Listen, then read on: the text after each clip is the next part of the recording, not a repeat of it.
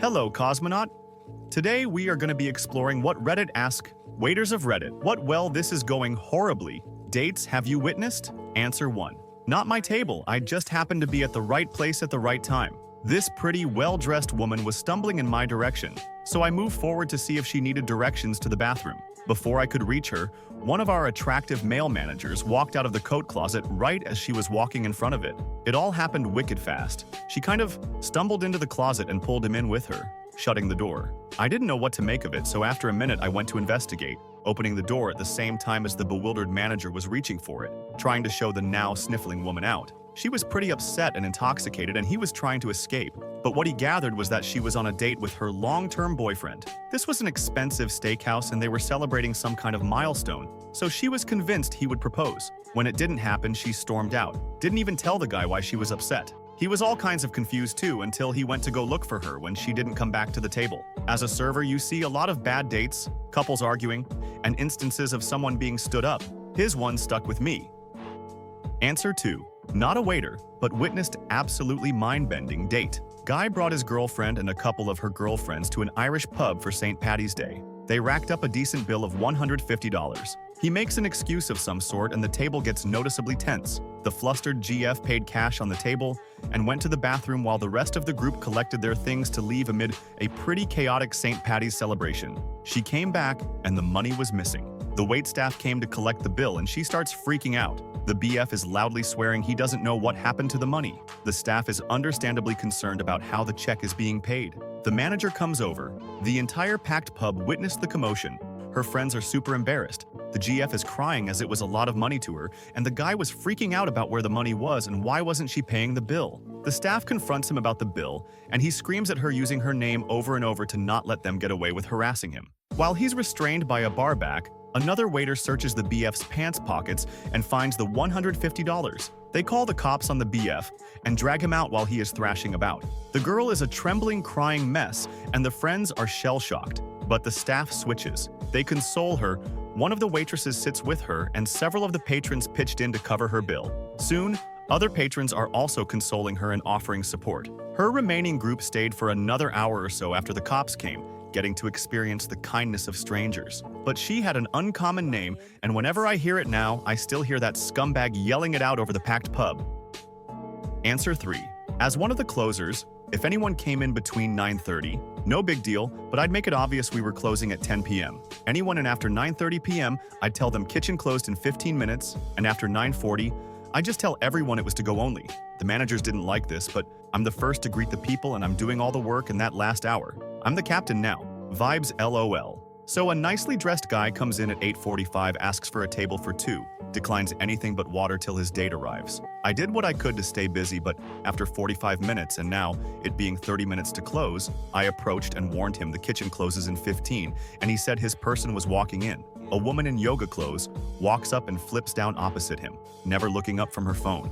He ends up having to order for both of them because she's not present beyond physically being at the table. I get the order in, and as I'm passing to another table, I hear him quietly pleading, she give him a chance. At what IDK, I was pushing some old folks out of my party booth and didn't hear. Their food comes up, and as I'm dropping it off, she says, it's just not the way I thought it'd be, so I don't want to do it anymore. And his face was crushed. Body language said he was flatlining. I automatically bring boxes with the check, and as she hadn't touched her food, I wanted to save time. I pretty much knew dessert wasn't going to happen, but the manager was out front and I had to try that final upsell, or be banished to the back section with the flickering light bulb. Just ask if they want dessert. Just ask if they want dessert. I said it the whole way to their table, and with a giant smile on my face, I asked, so guys, you thinking about divorce tonight? Cue my horrified gasp. And the girl just looks up at me from her phone and says, see, Justin, even the waitress knows this isn't working. And poor Justin just looked at me as I literally tossed the checkbook and boxes and said, I'm so sorry. Jesus, the manager gave them a discount and I never again offered dessert. Answer 4. I have 2 stories, both of which I've witnessed myself. First off, sat in a Thai restaurant in the Trafford Center with my wife, and there's a table with a young couple there. She was 18 or 19. He was about the same age. The conversation seemed somewhat forced as his mum was with him, saying nothing with a face like thunder. And when he went to the toilet, she followed him. When they'd left her alone, she just sat there texting disconsolately. Second, at a Chinese restaurant in Oxford. Again, a young couple sat next to us, but He spoke incessantly about how well-traveled he was. I don't think I heard a single word out of her at all. It wasn't a conversation. He was just subjecting her to a monologue. He spoke at length about how he'd visited Third World Village and lived there for a month. Didn't name the village or country, didn't say a Third World Village. He made it sound like a theme park. Said he'd eaten a dog while there. Said he had experience teaching underprivileged children as he'd taught in some of the worst schools on the Isle of Wight. For anyone unfamiliar with the Isle of Wight, it's very affluent, very pretty and rural. I imagine that the roughest schools there have slightly tatty wisteria and serve inferior caviar at lunch. Poor girls. Answer 5. While working at a little dessert shop, a regular brought her date in. Things seemed fine, but later that week he came in alone and tried to get my number. I, of course, told her as soon as I could, and she was sad, but grateful. The worst I've ever witnessed, I was just another person eating next to a date. I was actually catching up with a friend, and we wound up not talking most of the night and just listening to a woman become increasingly more erratic, explaining how badly she wanted to murder a bunch of different people in her life. Her date just sat there like a deer in headlights. Answer 6. I was waiting tables at a mid-range Italian place that tried really hard to be upscale, dim lighting, wine pairings, Sinatra on repeat. One night, a couple in their late 20s comes in, and right away the vibes are weird. The woman looks uncomfortable. The guy's wearing a trilby and calling her "milady," unironically. They sit. He orders for her without asking, insists she try the Chianti because it has notes of rebellion, whatever that means. She clearly hates it. At one point he goes, "So, how many kids do you want?" I'm not exaggerating, we are maybe 12 minutes into the date. She laughs awkwardly and says, "Wow, jumping ahead a bit?" And he deadass replies, "Well, I just feel like we have something cosmic." She spends most of the rest of the dinner either pretending to text or sipping water and making eye contact with me like, "Please save me." I check in with them and she says, "Actually, can I get this to go?" He looks crushed and says, "But we haven't even had the tiramisu." That's when I was going to ask you out officially. She just grabs the bag and says, "I think I need to be somewhere that's not here," and tips me $20 on a $30 bill. He stayed and ate the tiramisu by himself, said her aura was just too guarded, and asked if he could leave his number in case she called the restaurant. She did not. Answer 7. Not a waiter, but at the grocery store I worked at, we had a small dining area by the deli. 99.9% of the time it was only ever used by people coming in on their breaks, mostly construction workers and other retail folks. Well, one time I was put on deli duty during lunch, and this guy comes in and sits at one of the tables. Mind you, we were not a full-service deli. If you wanted food, you had to order it at the counter and pick it up at the register. We did not serve or do anything tableside. A few minutes later, this woman comes in and sits across from him. She looked really bewildered and confused. So I am just taking care of stuff at the deli when I hear snapping fingers. I look up, and this guy is snapping his fingers at me and is like, "Finally, can we get some menus?" I just look at him and gesture to the case in front of me and tell him that what he sees is what we have. And he looks at the lady like he's just been slapped in the face, then stands up and points at me and calls me a wise ass. I simply tell him that we are not a full-service deli, so he will need to order from the case, and I will ring him up at the register. The woman at this point is very red. I remember distinctly she was a redhead and her face matched her hair. He storms over to the case. I didn't feel threatened. It's a deli case, which meant there was plenty of barrier between him and I. Plus it was like 5 feet tall, so he wasn't going to be jumping over it. So he jabs his finger at the case and starts loudly telling me what he wants, and I am just following along, scooping and cutting and such. Then he turns around and goes, "Hey babe, what do you want?" And she just looks at him mortified and says, "I don't even know your name. Why are you calling me babe?" I'm trying to keep a neutral face and just waiting for the next order, and he just shrugs and turns back to me and tells me to make her a sandwich. Once again, this is a grocery store deli. We did not make sandwiches, and I told him as much. And he just goes off saying, "I have the bread." No, I didn't. The bakery did, which was on the opposite end of the store. The meat, the cheese, and the condiments. So I just lean around and look at the woman and ask her if she actually wants anything. She says she doesn't and picks up her purse. He notices this and immediately runs back to the table. The speed at which he did it made me toggle the switch on the phone by the register, which sent out a bagger needed at register 20. Register 20 was code for the deli, and we didn't have baggers, it was the code for security. Luckily, he didn't touch her, he was just panicking. But she just gets up and hightails it away through produce to the exit, and he starts to follow. But our security guy came around the corner and I pointed to the dude, so he stopped him and delayed him long enough for the lady to get clear of the store. Then he just stormed out. She came back to the store like a month or two later and came through my checkout lane. Asked if I remembered here, I said yes. I guess this guy was a total sweetheart at the office they worked at down the highway a ways. So she accepted the request for a lunch date, but didn't know he was going to do it at a grocery store deli. She figured the address he gave her was wrong and was just as amazed that he was actually there. And of course didn't know how much of a complete jackass he was. Turns out afterwards he hounded her at work so much she eventually complained and he was fired. Answer 8. Man tried to order for his date. She didn't like that, but it was early in the date so she said nothing.